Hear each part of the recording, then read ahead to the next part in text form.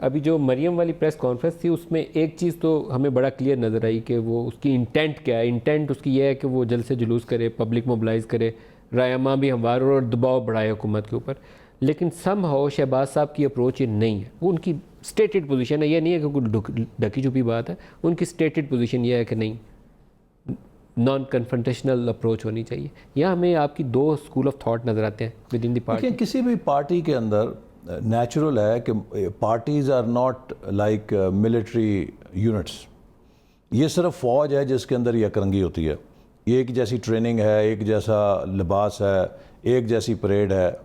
جو civil structures ہیں ان کی اندر ڈائیورسٹی ہوتی ہے, ڈائیورسٹی آف اوپینین بھی ہوتی ہے, اور یہ جمہوریت کا حسن ہے. پریویل کیا کرے گا؟ تو اس لیے ہمارے جو بھی فیصلے ہیں وہ کنسلٹیشن کے ساتھ ہوتے ہیں, اور اس میں سینئر لیڈرشپ جس میں جناب نواز شریف صاحب اگرچہ جیل میں ہیں, ہم ان سے بھی کنسلٹیشن ملاقات ہوتی ہے تو لیتے ہیں, رہنمائی لیتے ہیں. اور اسی طرح شہباز شریف صاحب ہمارے صدر ہیں, اور پارٹی کی جو دیگر سینئر لیڈرشپ ہے وہ سب مل کر ہم چیزوں کو ڈیلیبریٹ کرتے ہیں. تو پارٹی میں اس وقت ایک بڑا اچھا کلیکٹیو ڈیسیجن میکنگ کا نظام ہے جس میں یہ تمام آراء آتی ہیں, اس کے بعد ہم اتفاق سے فیصلے کرتے ہیں. مریم کا کیا رول دیکھتے ہیں گوئنگ فارورڈ؟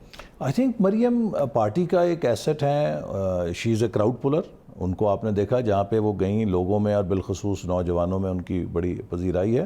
تو she will continue to play active role. Party کے لیے وہ رول پلے کریں گی. اور ساتھ ہی ساتھ جو ہے اس وقت جو پی ایم ایل این کی ٹریک ریکارڈ ہے وہ میں سمجھتا ہوں کہ لوگوں کو اب نظر آ رہا ہے, واضح فرق نظر آ رہا ہے کہ اس وقت پی ایم ایل این واحد پارٹی ہے جس کے پاس 5, 7, 8 ایسے لوگ ہیں, منجے ہوئے لوگ ہیں کہ جو معیشت کو بھی سمجھتے ہیں, جو اسٹیٹ کرافٹ کو بھی سمجھتے ہیں.